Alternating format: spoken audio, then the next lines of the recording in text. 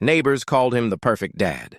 Little League on Saturdays, pancakes on Sunday mornings, flipped high enough that his daughter would squeal with laughter.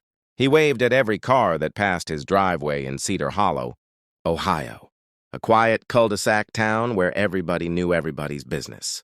Except one, because for 11 years Daniel Voss was living two lives, and nobody, not his wife, not his kids, not the parents who trusted him to coach their sons, had any idea which one was real. Background.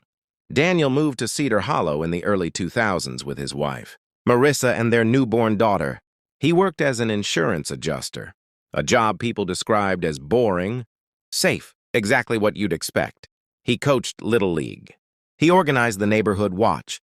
When the Hendersons' dog got loose, Daniel found it 3 streets over and walked it home himself. He was, by every outward measure, the man other fathers wanted to be. But there were small things people only remembered later, after everything came apart. The way he'd disappear for a work trip every 6 or 7 weeks.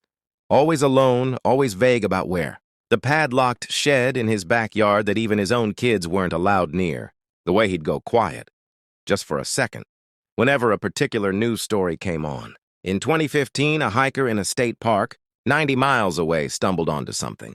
In a drainage culvert that made her drop her water bottle and run. Case progression.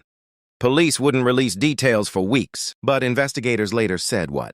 They found connected to a string of disappearances, stretching back nearly a decade.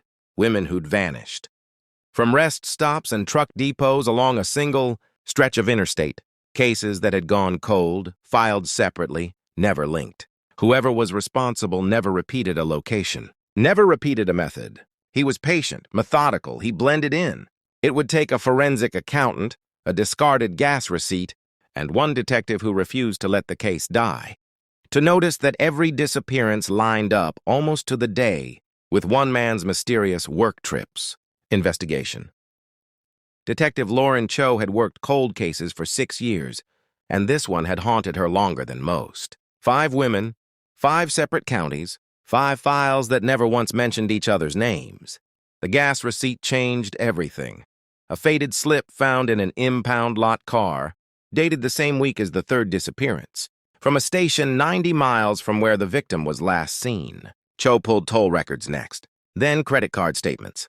Then, almost as an afterthought, insurance company travel logs, because someone who files claims for a living leaves a paper trail even when he thinks he hasn't. Every work trip Daniel Voss ever took lined up with a missing woman.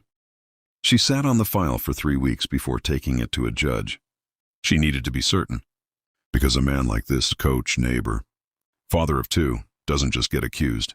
He gets defended by an entire town that swears they'd know. Resolution. The search warrant hit the Voss house on a Tuesday morning in October. Marissa was making breakfast. The kids were getting ready for school. Officers went straight for the shed. Inside, they found what Cho had spent 6 years hunting for: trophies, small personal items, each tied back to a different case file on her desk. Daniel didn't resist arrest. Neighbors said he simply set down his coffee mug on the porch rail and asked if he could say goodbye to his daughter first. He was denied. At trial, prosecutors called him one of the most disciplined offenders they'd ever prosecuted, not because of violence, but because of patience. He never panicked. He never repeated himself. He let a decade of separate, unconnected tragedies protect him. He was convicted on all counts and sentenced to 5 consecutive life terms. Closing reflection. Marissa Voss sold the house within the year. She told reporters only one thing: that she used to believe you